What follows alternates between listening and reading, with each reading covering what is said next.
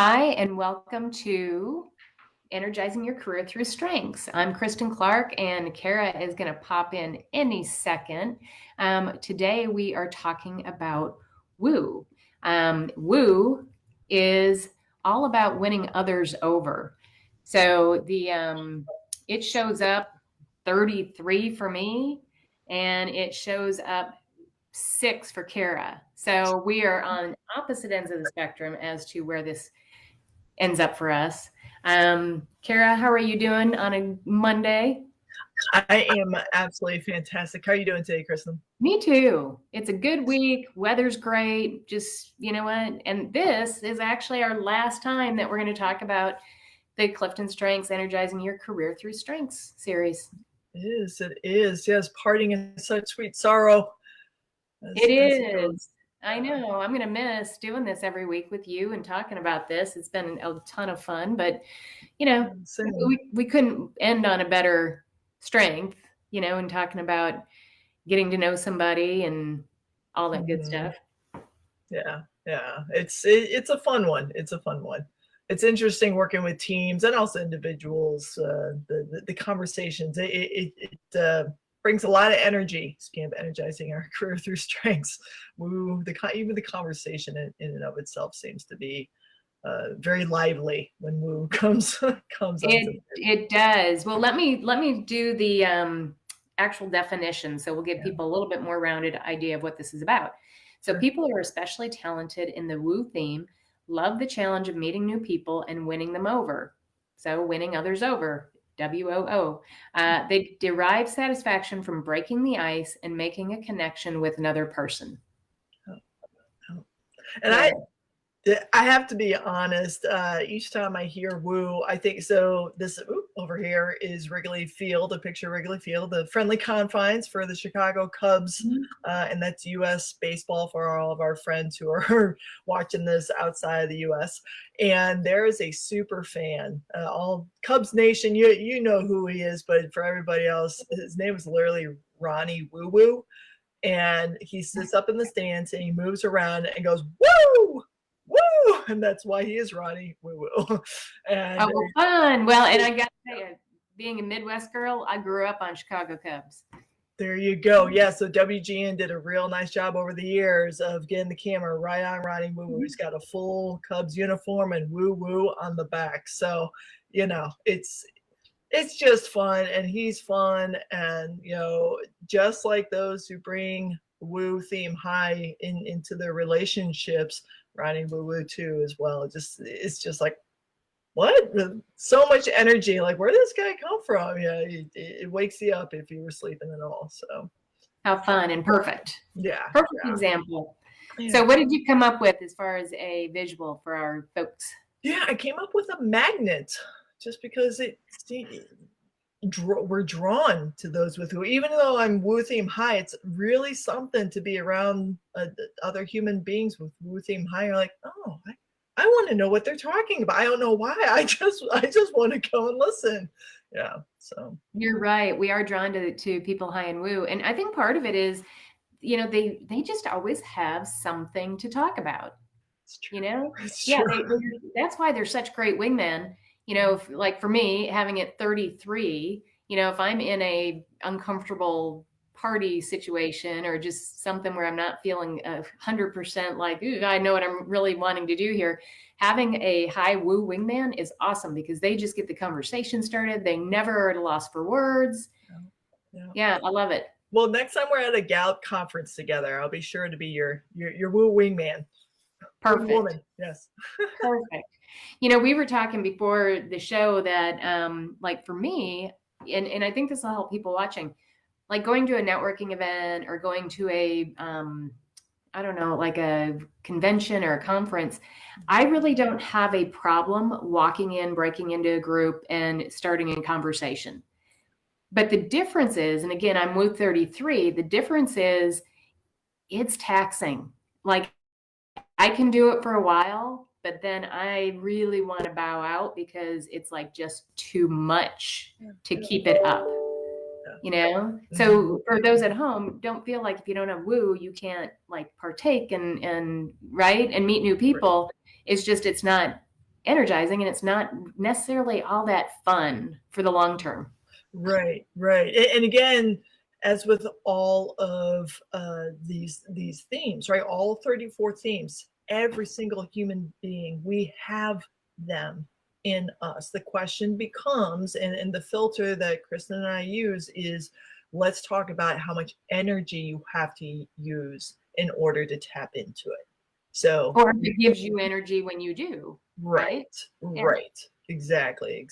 So it's not with any of these episodes that we've created and CliftonStrengths in general, it's never a question of like, well, I don't have it. I don't have, well, yet you have it. It's in there. It's just how taxing is it going to be? And does it really fill your cup?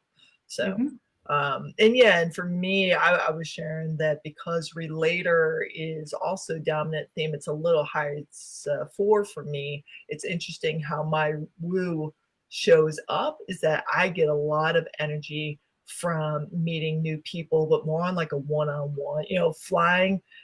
If you love to chat, you'll want me as your neighbor on an airplane, especially a long ride, because I will No. keep the conversation going. And I also, with my empathy being 1, I can read the room really well, and I tune in like, they don't want to talk. Okay. So, I'm able to navigate those. But it's interesting how my woo really comes out and energizes me.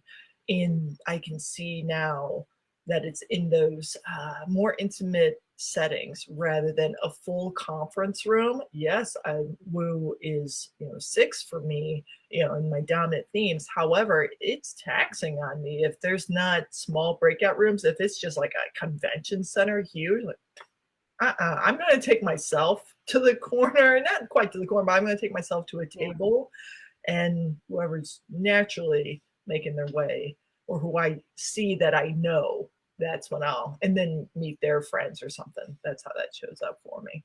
So. Well, and let's talk about how it shows up in a career. Yeah, absolutely. Yeah. So I'd tell you, for me, it really is like those people that are constantly meeting new bodies, like that's part of the job. Like somebody that, has to do trade shows Yeah. consistently for their work, or Mm-hmm. like puts on conferences. I see those people and you can just see them. I mean, when they're in that element, they just shine. You can see them just glow. Yeah. And I was thinking with our more prevalent virtual workplace environments, it's really something to see when somebody high and woo, sure enough, they're sending out private messages. If it's a large meeting, but there's someone that they haven't quite met yet, or like, oh, I saw your name on this thing, my name, just reaching out to make that connection organically. So Nice. Yeah, that's really good. That's really good. How about what type of work that you should ask for? yeah, I honestly I thought of like a tips and tricks resource tool for somebody high and woo so that they could share the gift of how to create those connections. So for friends and colleagues who maybe that's not their strong suit, just jotting down like top 10 ways I've made a friend, or like when in social distance situation, this is how I'm still able to bridge that gap. Something fun, Yeah. because it's a gift that you've got that others, that could really benefit from. How about for you? Yeah. For me, it's any role that you have to build a network of people, or that you're consistently meeting new people. So, sales is always an easy one. Yeah. But, it's perfect for somebody high and woo, where they will excel at that for sure. Yeah. Especially, I mean, leadership, anybody in a leadership position, an executive position, of course, any of, your dominant themes, it's all about tuning into improving your awareness and how it shows up for you. Therefore, it becomes a strength, right? But with woo, it's really, I can see how it's especially beneficial to find and attract who you need to carry out your work and your mission of doing that good work. Right. And I could really see Woo working in a leadership role too, in that they help people feel like they have been seen and they're just tapping in like quickly. So it's not where they have to sit there and talk to you for long periods of time, but you're walking through the room and they're like, oh, and they're always the people that remember like the tiniest details, Mm-hmm. right? Because Mm-hmm. it's part of who they are and how they get people to like them. Right. So yeah, I love that idea of the leadership role too. That makes a lot of sense. Yeah. And Yeah. as we've always talked about, you can use these strengths in any role. It's just about when you're going to raise your hand and ask for those types of activities. Yeah. And at any level that you're at in a corporation, I look at being an entrepreneur, and you're always having to reach out and touch new people and find new clients, and so no matter where you're at, you can let your strength shine. Right, right. Yeah, and it's about carving out that time to deepen your self-awareness and really tune in. When is this serving as a strength? And when is it sometimes tipping on to the other side and it's becoming a weakness, right? Which is anything that gets in the way of success. So yeah, we encourage your friends to continue on your self-awareness journey, and coaches like ourselves, we're available for you, and we want to support you in your growth. So reach out, we're here. All right. Thanks, Cara. And we will keep running into each other and hopefully be able to do some type of a series again sometime in the future. But it was a lot of fun and I had a ball. Me too, friend. We'll see you on the next one for sure.